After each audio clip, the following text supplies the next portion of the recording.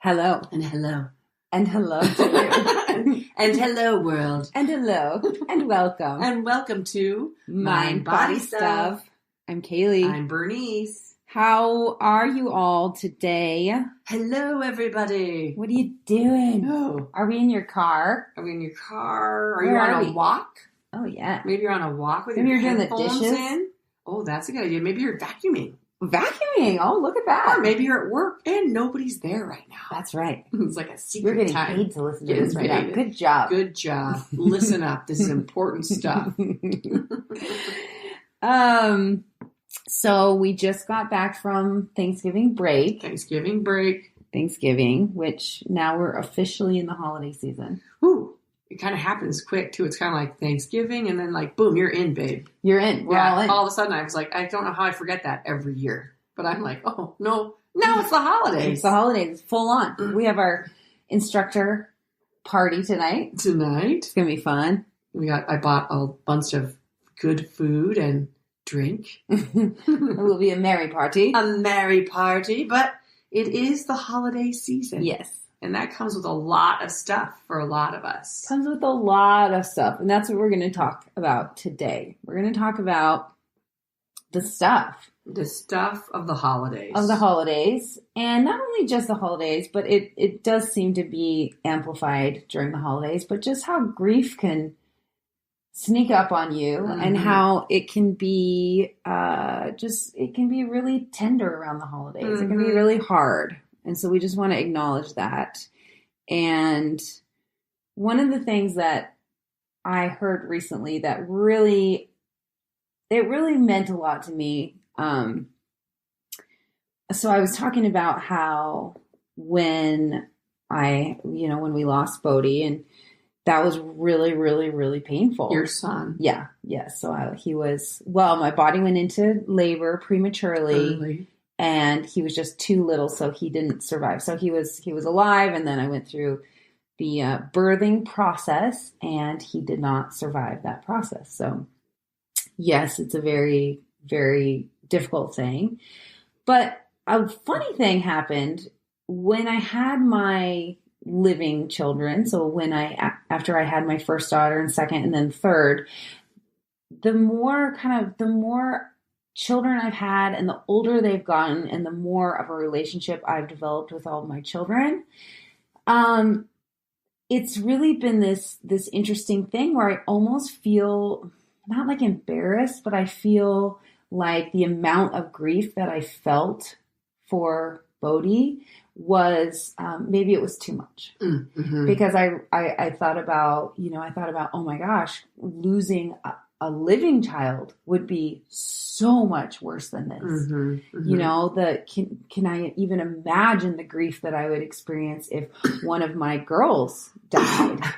And so then it made me almost feel this need to minimize the grief that I felt and experienced with the loss of our son. And that's just kind of a weird thing. That's kind of a weird thing. And kind of figuring out, can I measure grief, or what does that mean? And right. Should I feel bad that I feel this amount of grief? Yes, exactly. And so then somebody was talking to me and they said, you can't rationalize your grief. You don't need to rationalize your grief. You don't need to, like you just said, compare it or measure it or rationalize it. If you feel it and it's there, then you can honor that. Good point. And I just really appreciated that. And so, grief can be for so many things. Grief can be missing people who have passed. It can be even a grief for a life that you wish you had, you just don't. Or something you lost. It doesn't have to be a loss of a human. Right. It can be a loss of a pet.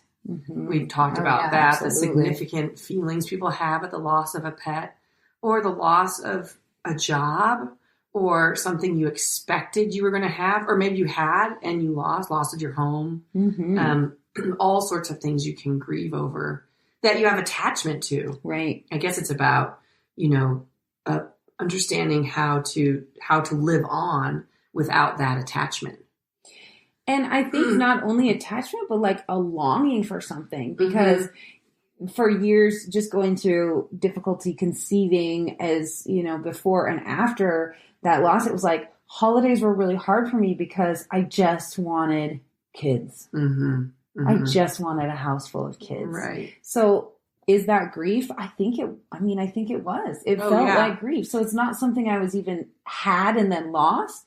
It was an attachment to something that I wanted. You anticipated. This life that I really deeply, deeply, deeply wanted. I had never experienced it. So not even a loss, but just this longing can be very, very painful. Oh, yeah. And then again, trying to make sense of it, let's say for folks dealing with infertility, and then getting to the end of the line of when fertility can work, and then getting to the end of that line and dealing with what does that feel like, and what does life look like now at this point, right? And how do I make sense of the loss of that life I imagined, and now I have this different life in front of me, right? All those things of trying to make sense of, this is what I thought was going to happen, and this didn't happen. Yeah. So what do I do about that? Yeah. And how do I go forward? And if I do, I want to go forward.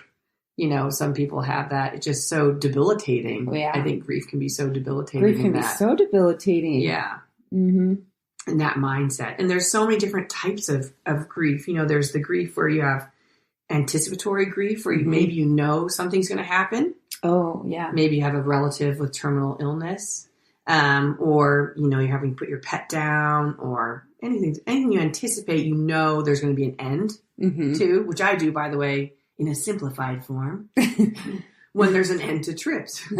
I have a very hard time dealing with endings. Right. And I'm anticipating the grief attached to it. Yeah. Even though I'm not, so then it takes me out of the moment, which is an interesting thing. Right. But so there's that anticipatory grief that we deal with. And then there's also sort of the more traumatic grief when something happens suddenly and you're not anticipating it at all. And usually it's something maybe horrible, or, just something you can't anticipate, and it's an emergent situation. It's done. Whatever it was, it's done. Someone was in a terrible car accident. They're done. You didn't get to talk to them. You get to say goodbye. Yeah.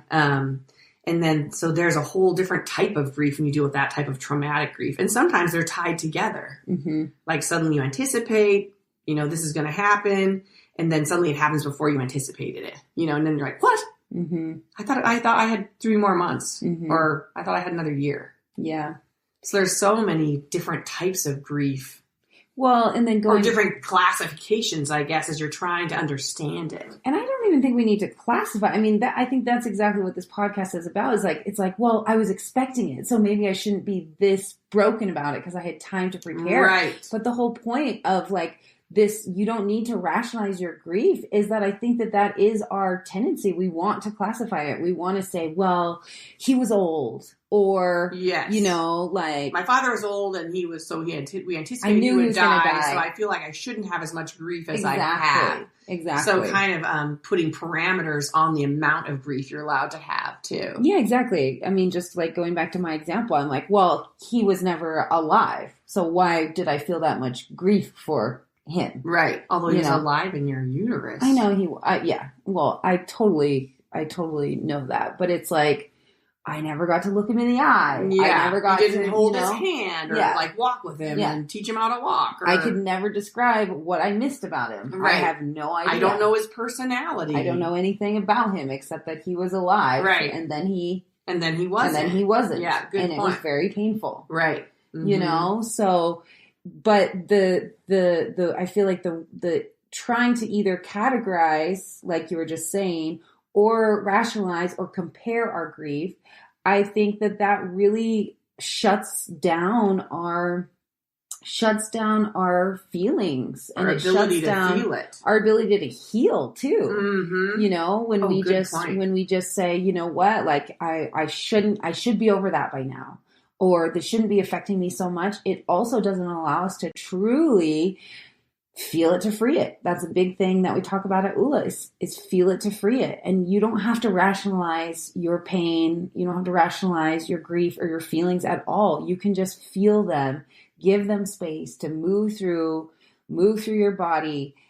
And that is the path to actually healing. Mm-hmm. And I find it really interesting though that, as we know and everyone talks about, grief does come in waves. And it's very interesting. Like, we still have a stocking for Bodhi. And I do think that this year is the last year we're going to put it up on our mantle because we're actually out of space. We're out of room on the mantle. Sorry, buddy. So it was kind of an interesting thing when I hung that stocking this year. And then we don't have Frankie's done yet. My mother-in-law always needle points these like gorgeous stockings. I love those. And we have them all, but we're going to go there for Christmas this year. So we don't have hers yet, but we still have his. And so I hung his, but then we had this little like needle pointed, just little ornament thing that I hung over his. And I had a moment to myself where I'm like, this is probably the last year that I'll hang his stocking. Oh yeah. That's kind of a big deal. It's just weird, like it just comes in waves. It just totally comes in waves. And that's okay too, it's okay to feel like I thought I was healed. I thought I was better. I thought I had dealt with this. I thought that I was at a good place. And then to have it just kind of overcome you and then, think, oh wow, there's still stuff in there. The pangs of grief. Yeah. They come back. And I think the holidays or like birthdays or anniversaries or whatever it may be, it's like just to kind of honor that it's going to come back. Yeah. And to realize, that's just going to come back. It's going to come back. Yeah, it's going to come back. Yeah. And those pangs of grief, I remember when my dad passed away, and of course it's the same thing, Yeah. For me, I'm like, he's 94. Yes. He was old.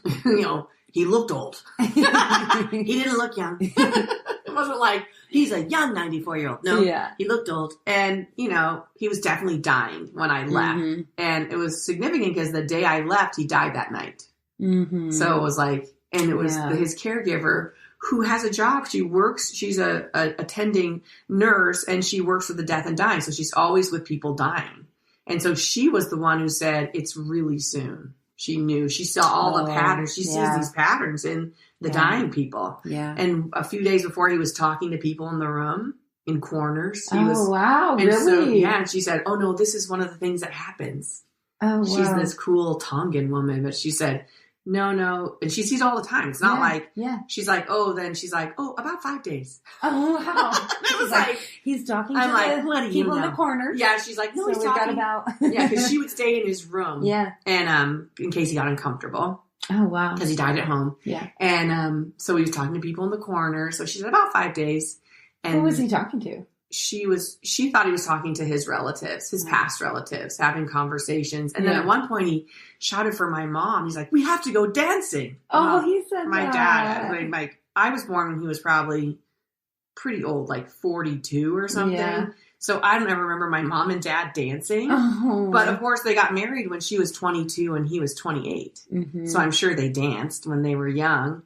And so he shouts, I have to go dancing. Get your mother. He looked at me and I'm like, I'll get my mother. Oh. And I run out to the kitchen and I'm like, Papa's yelling for you. And she comes in and he's got his arms up like to dance. And he's like, we have to go dancing. Oh. And she puts her arms in his arms and she's like, oh yes, dear, we're going to go soon. Oh. And she kind of holds him like they're kind of dancing, but he's in the bed. Wow. But it was so like, my mom is not a feeling person. Yeah. But it was such a wonderful, she did it so wonderfully. Like she went right into his realm. Like, oh yes, we're going to go dancing very soon. Here, take my arms. And, wow. Anyway, that was a beautiful moment to witness. Oh, I bet. And, wow, that's really cool. And then I left. I had to fly home to Montana.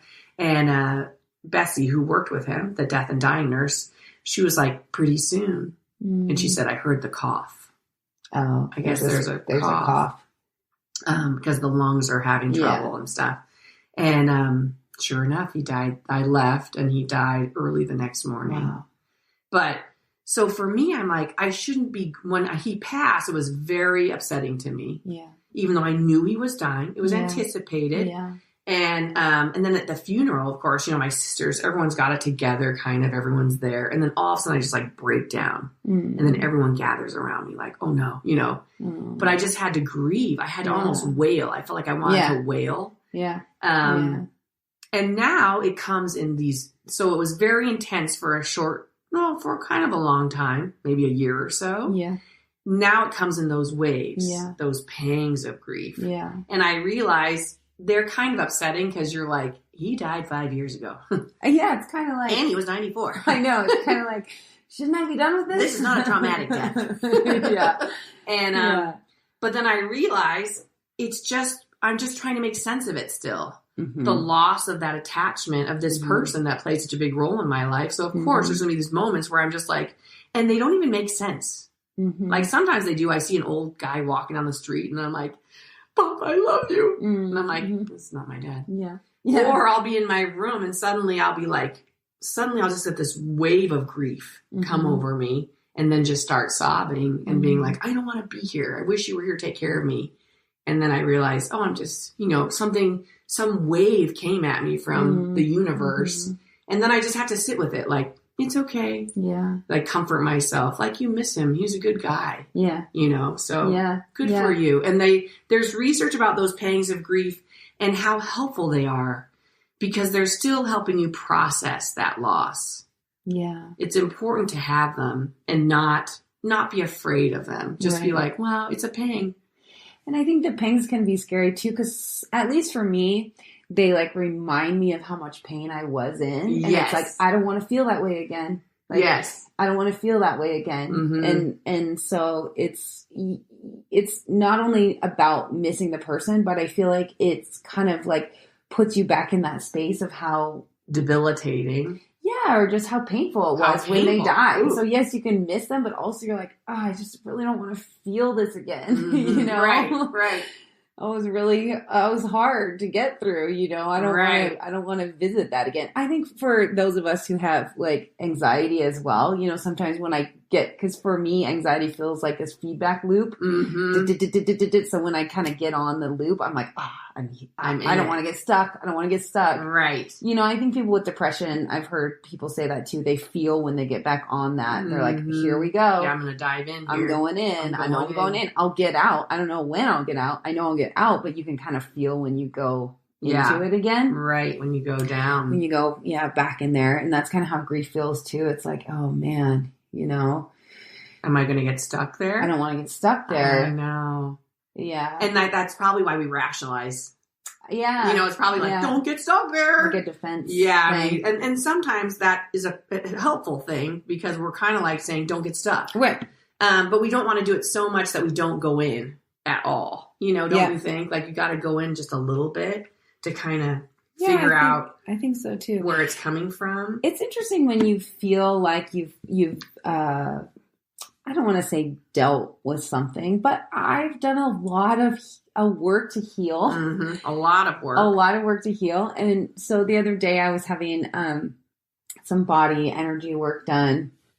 We were talking just about some things, and it was interesting because just that morning I made a big post in the community page about going back to 2 different pieces of choreography and just kind of the memories that it triggered in me watching those videos. And one was just 2 weeks, I think, after we had lost Bodhi. So I was watching myself and I was just knowing what that song meant to me at the time. And I'm like, fuck that. I'm not going to learn that one again. I'm not going to teach that one. It's attached to some really big feelings. Yes. And so I was like, no, I'm not going there today. But then it kind of made me think, and then I made that big post. And so, of course, when I'm writing about that experience and him, it activates it. I mean, I think it would be crazy to think it wouldn't activate it when you're thinking and writing about it. It needed to be activated in a way that it needed to. It was kind of bubbling up. Bubbling up. I need to be processed. Hey. Hello. And then it was interesting because then I was getting body work done, and she was just saying, she's like, you have just this like protection over your heart. And she's like, and it and this was at the end of the session. I mean, we'd been doing this work for like 90 minutes at that point, and then I got off the table and we went and sat back down on the couch and we were talking, and she's like, you just have this like protection over your heart. And she's like, which is totally normal. Like, you have 3 kids, you know, you're probably like in super mama bear mode. And I was like, well, it's really interesting because it's like, why didn't I connect these dots? Like, hello. But I was like, well, I think part of why I feel this way in this whole mama bear thing is because we lost our first. And then she looked at me and she goes, now is when the session begins. Oh. And I was like, I don't know. I just started crying because it was crazy to me that, I have 3 healthy children. Like, what a blessing. How many people, or me a few years ago, would have just like given anything to have these 3 healthy kids. And so, it's like, how do I even feel grief? Like, it almost should I feel grief? Why am I even feeling grief? Like, it's not even fair to feel grief. Like, think about the people who don't have these kids that are just grieving for loss or for longing, and it was just like really powerful to me that I still carry this in my body. And so, a healer, an energy worker, she was able to still feel it and pick up on it. And then, when she was like, now this is the session. This is when it begins. And I was just like, I have to come back, don't I? She's like, yeah, you have to come back. You're like, oh, yes. Which is great. It's just, it was a deep, deep thing that happened. And, my trauma happened inside of my body. Yes. Of course, it's going to be felt and experienced inside of my body. It happened in my body. A big trauma. In the body. My body. Right. Was not able to support his body. And so he died. Like, right. That's a pretty, and that's you're big still thing. Holding. That's still it must be in there. Right. Even all the healing work and all the workshops we do and all the dancing and the talking and the, and it could be there for the rest of your life. It may. And it might be. That's what we talk about grief sometimes in terms of complicated grief versus just regular grief, which who cares? That's just a psychological thing. But when you have a pie, like we talked about before, a big round pie, complicated grief is the grief is still taking up most of your pie. So we want to make sure in 5 or 10 years, it's still there. It's still a part of your pie for sure, but it's not taking up all of your pie so that you do have vision of like, and here are my children and here's my life now. Right. But not to get rid of the grief or those that we've lost, but to make sure that we can at some point reduce its dominance in our personal pie. Right. So that's a good thing to remember. And, this happens in counseling all the time. We have people come in, and I'm sure I've talked about this before. We watch this family therapy session and all the kids are the mom and dad. There's 2 kids and there's unrest. One child is a very problematic child and they're like, one is like 15 and one is like 12. And the mom and dad, everyone, then you see the therapist and they're all talking and it's like their first or second session. And they're like, no, everything's fine. Like, yeah, we, Bobby went to school. They're kind of giving their history still. And you can tell there's something not being said, but you can't tell what it is. And then finally, the youngest kid said, because everyone's like, no, and they're talking about the parents, how they grew up and their history, how the kids were raised. And finally, the youngest kid is like, well, it was hard when Johnny died. Oh, yeah, I think you've told me this story. Yeah. And then, the therapist is like, hold on. When who died? Excuse me, who? And see, that whole family they've tried to rally around. Yeah. They've had 2 other children. They have they're having a good life. They're trying to have a good life. And it's great when the youngest says that because then then they're like, oh, okay, so this is the work. And it's all about the family trying to survive and kind of getting past the death of that son. But really, they all have to go back. Yeah. To figure out why they're doing the things that they're doing. Right. Which totally, they're trying to survive like all of us and make sense of death and loss. And you're just like, I don't know, let's just go forward. Right. But I love that when we watched that That's in really class. great. Because it was just like, well, that was hard. how when Johnny died? And then the whole, everyone got quiet. Like, and then the therapist waited and then was like, oh, okay. So who's Johnny? Yeah. Yeah, right.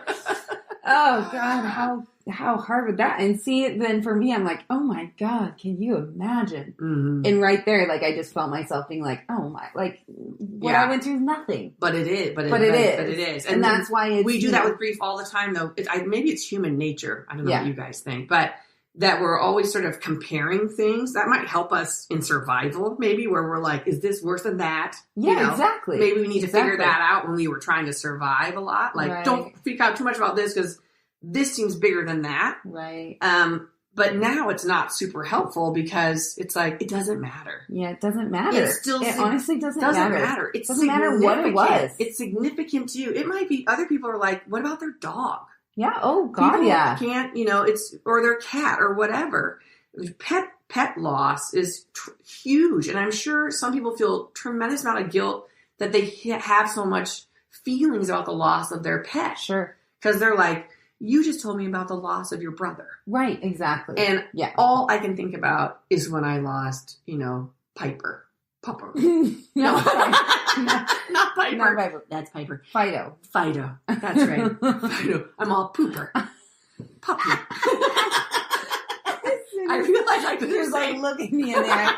Piper. And you're like, not Piper. Like, I'm all that was a bad mistake. Poo-poo.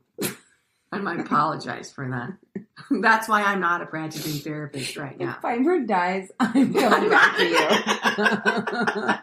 you. Piper's fine. Frankie has pink eye, but Piper is fine. She might get pink eye, but that's all she's going to get. Oh my God, so funny. But anyway, the death of people's pets. Oh, huge. Yeah. Absolutely. And I'm sure, we can't compare. You can't compare. You just cannot compare. Mm-mm. It does no good. It doesn't really help you either, because then you get in those weird loops of feeling bad about feeling bad. Yes. The double guilt. The double shame. The double shame. Totally. I shouldn't feel bad about this.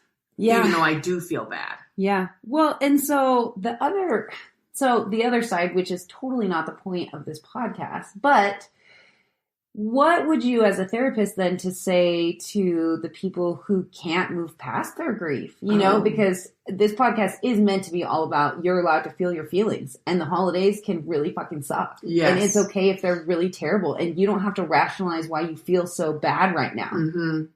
And you can look around and think about how many people have it worse than you. Mm-hmm. But I don't even think that's helpful. I need to be careful with my kids because sometimes when they complain, I'm like, there are children who are sleeping on the floor streets right now. Yeah, exactly. That's I'm like, you're going to complain about your pillow? It's like, but I don't even know. I don't know if that's the right way to, I don't know if that's the right thing to do. And I don't think that's I know it's not the right thing to do with grief.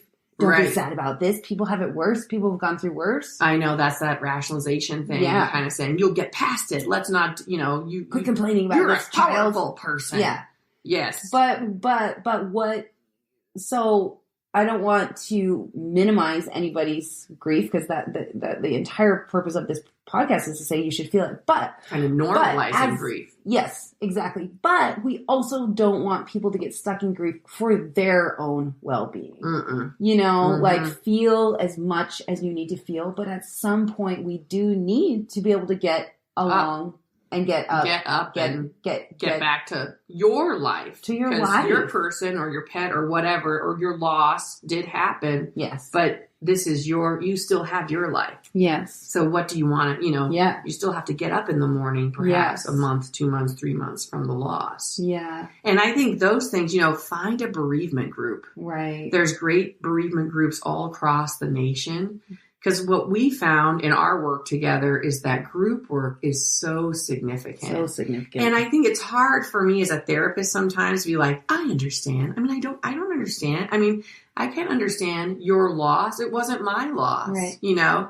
But I do think that when you're in those bereavement groups, you just start to hear similar losses and just people processing them together. And you're like, you just need other people. And you need people because some people who are uncomfortable with grief don't want to hear you talk about it. Yeah.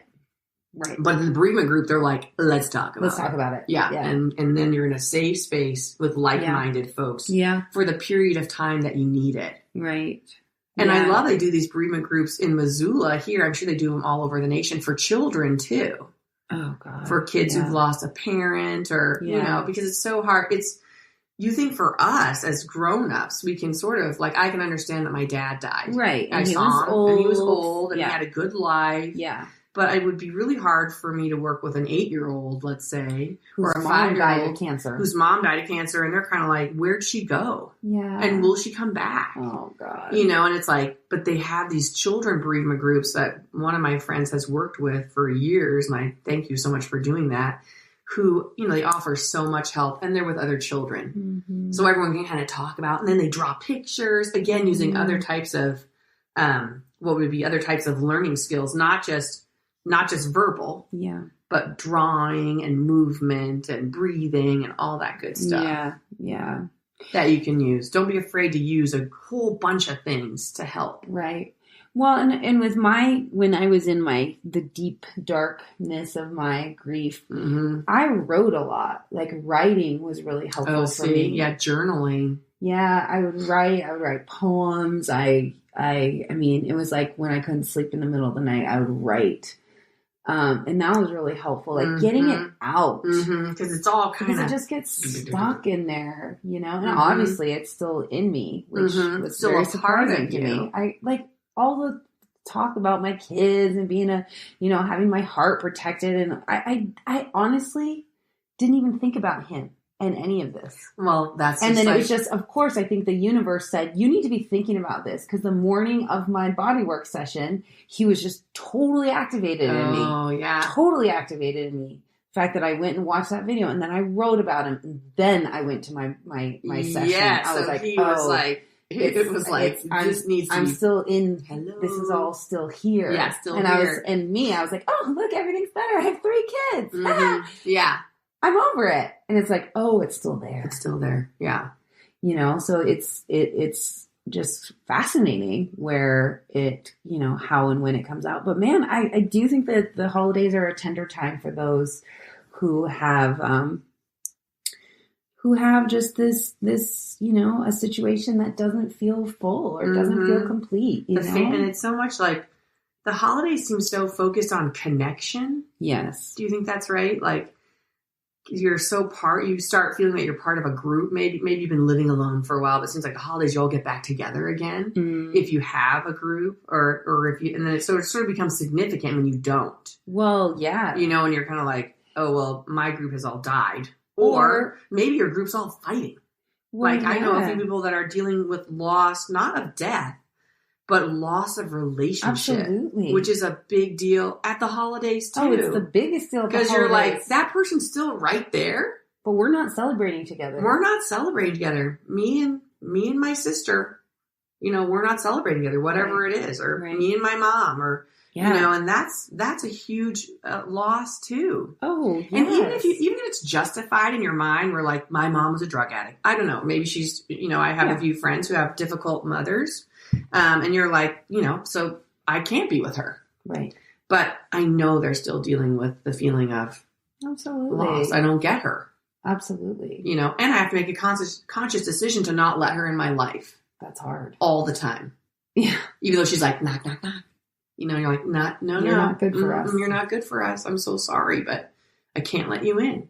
Mm-hmm. And that's huge, too. Or being pushed out by people, too, when you don't understand it. Because good point. There's people that I know and love who are in that situation right now, too, where it's like, my family won't let me in. Yeah, and they're like, no. My family won't let me in. And you're like, why are they what did I do? Yeah. And then, again, how do I fix this? I know. And then you're like, what do I do with that? I mean, that is all very painful stuff. Mm-hmm. And the holidays just seem to exacerbate it, because the rest of the year you can kind of like, dun, dun, dun, dun, dun, dun, dun, and everyone's like posting pictures. I just noticed the Thanksgiving pictures. Oh, yeah. And either you're with your families or your kids, or, it seems like a lot of people are in groups. Right. And then it's like, oh, and I remember last year, I have a lot of kids. And a bunch of them couldn't come home for Christmas because they have lives. Hello. Right. But I remember I had to like post a picture of me and Mike and Ray. And it was like, lame. Which is not lame, by the way. I'm lucky that I get to have this kid. Yeah. You know, but you're also, and this is the point of this podcast, you're also allowed to feel sad that you didn't have all of your people with you. I didn't have all my people. You know? And that made me, I did that same double shame loop. Well, at least I have, a partner and a kid, so I should feel grateful rather than sad. Right, rather than moping around my house. But I really wanted to mope. I bet you did. I did. She knows me too well. I don't doubt that you moped. I'm not a moper. Very dramatic, too. Everyone's like, geez. Oh, but everyone loves that about you. Well, everyone loves and hates it. It's kind of like the extremes of, oh my God. But I'm working on my pie. Are you? Working on my pie. Oh, that's good. Sort of. I know, I'm like, are you? Not really. Well, at least you talked about it. I do talk about it. Maybe you inspire other people to work on their pie. That's all. That's what I'm here for.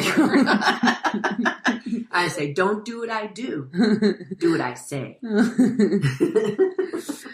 Yeah, I'd be curious how you all are doing. And if you have, pieces of advice or ways that you've been able to, I don't know, get maybe a little bit of relief or, things that you've done that are uplifting when you felt sad. I know that there's my kids' preschool, they posted this calendar and it was like every single day of December, it was like a different act that you can do for kindness. And one was like, donate to your local charity or blah, blah, blah. And it's like every single day. And I think that's a great idea. Really helpful. It feels really good to do that type of stuff.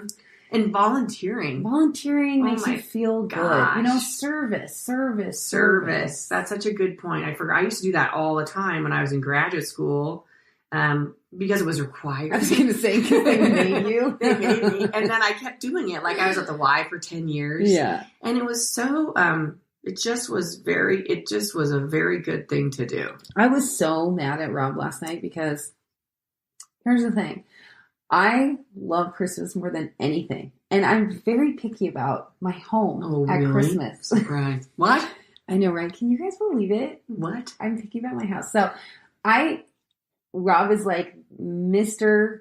Eco-conscious. Very eco-conscious, by the way. This is not. And I am 100%. For the most part, but like I hate the color of LED Christmas lights. I cannot stand that bright white color. Yeah.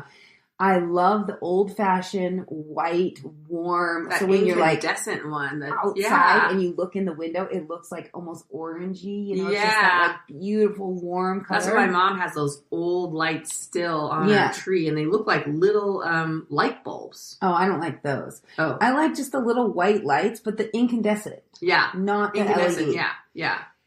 And so we ran out of bulbs and Rob's trying to fix all the strands rather than buy new strands, and so it's taking hours and then he just doesn't finish things. And so for like 2 weeks now, I've had like light bulbs that are out. And then yesterday, like the tree went out even more. So I'm like, I'm going to go buy light bulbs. He's like, okay, LED, buy 2 greens and 1 white and get home. And it's like, they're like shockingly bright. They just, I hate these bulbs. Yeah, it's not right. And then I got in a fight with him, and I was like, because it was ugly.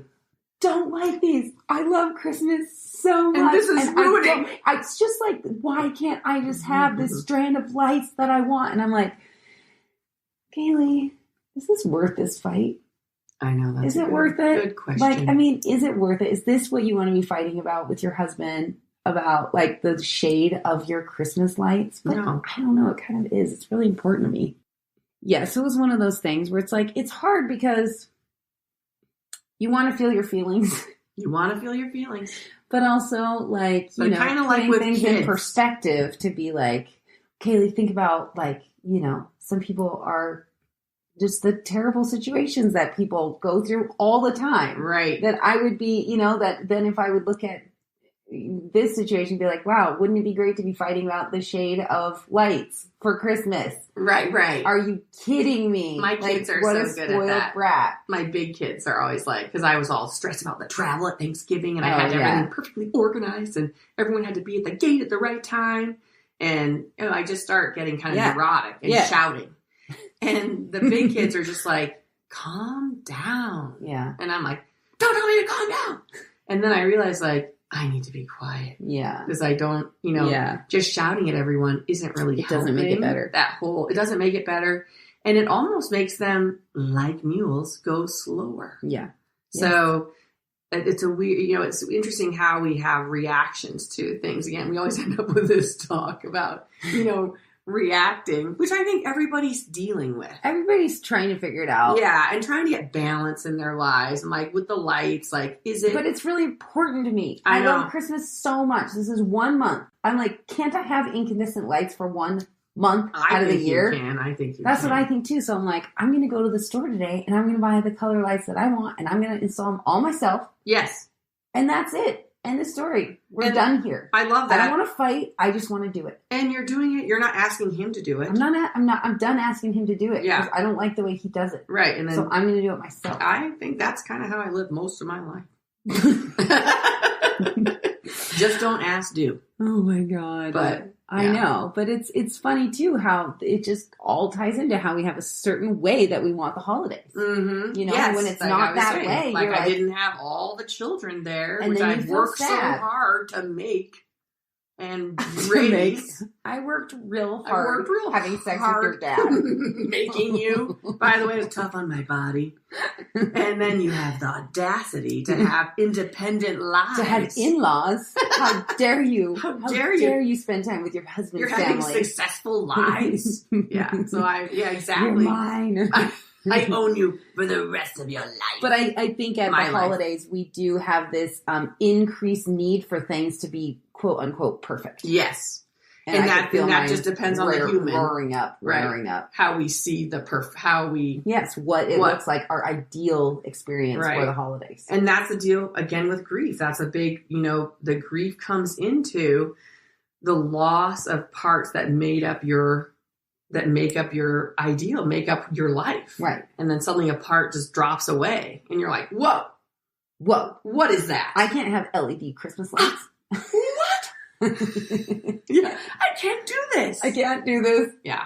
It's very, it's good reflection. Yeah. But anyways, back to grief. Sorry, we got distracted with LED Christmas lights. But that's the other part of Christmas. Again, it's just this. The holidays bring us all this stuff. I know. Part of me wants to avoid it. Like maybe I just won't do anything. No, that'd make you sad. That makes me sad too. So it's just going from one extreme to the other, going all in or going all out. Yes. It's like, why don't you just stay in the middle, babe? Yeah. It's okay. Yeah. You don't have to go all in if that's too much. Yep. But you don't have to go all out either. Yeah, exactly. And so you kind of have to watch yourselves in the holidays. Yeah. And kind of see where you're at and how you're doing. Have some compassion for what other people are going through too. Yes. Just realizing everybody is probably dealing with stuff right now. Mm-hmm. Right. Which I didn't as a kid. Financial stress. Oh, right now, I remember huge financial stress. Yeah, that's a tough time. Trying to buy presents for everybody. Finding the time to do all the things. Like for me,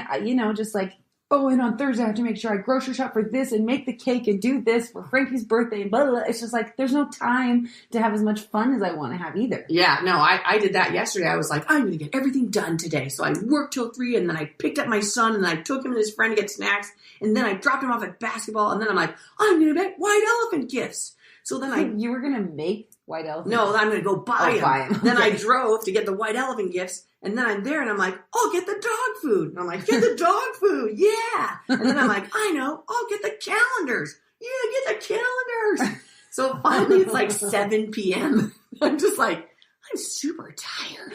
And I'm like, what's happening? And then I got home and I'm like, I'll make the dinner. And then all of a sudden I felt myself, I was tired. Yeah. And I just started to get like, I hate these people.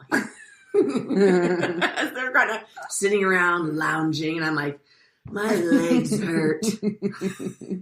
And I checked off a lot of things on my list today. And none of you appreciate that. And it's just like, why don't you go sit down, B? Yeah, in my head, Yeah. But it's that holiday kind of like, I felt all like revved up. You got to get it all done in one day. You got to do it all. You're a winner.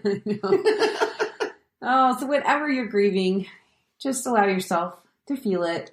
Allow yourself to feel it. Yeah. The stress, the grief, it's that time of year sadness. too, where things may be heightened. It's all heightened right now. Everything's a little heightened. So maybe we just accept that and go with it. Right. Or sit down. Pour yourself a cup of tea. Pour yourself a cup of tea. Relax for a minute. Put your feet up a little while. You know what I did last night? I took an Advil. Oh, God. Or drug yourself. I took one Advil, and I know it's whatever, what's that called when you think placebo effect. I'm like, I feel way better. So whatever it is for you. Whatever it is. Do it. We love you guys. Love you guys. Thanks for listening.